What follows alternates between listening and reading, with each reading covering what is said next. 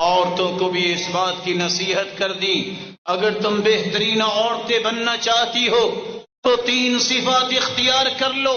خیر النساء التي تسره اذا نظر وتطيعه اذا امر ولا تخالف في نفسها ولا مالها بما يكره۔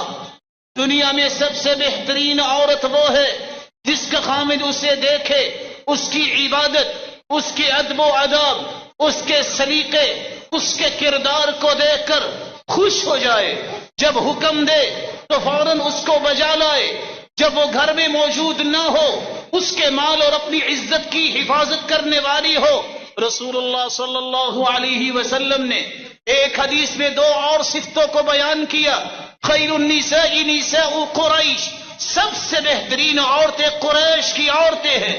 رکبن الابل احناہ علی ولد ارعاہ علی زوج، سب سے زیادہ ٹوٹ کے چاہنے والی، اپنے خامدوں کو اور اپنے بچوں کی بہترین پرورش اور ان کی تربیت کرنے والی۔ یہ 5 صفات جس عورت میں آ جائیں، روئے زمین میں سب سے بہترین عورت کی صف میں، عورتوں کی صف میں وہ بھی شامل ہو جائے گی۔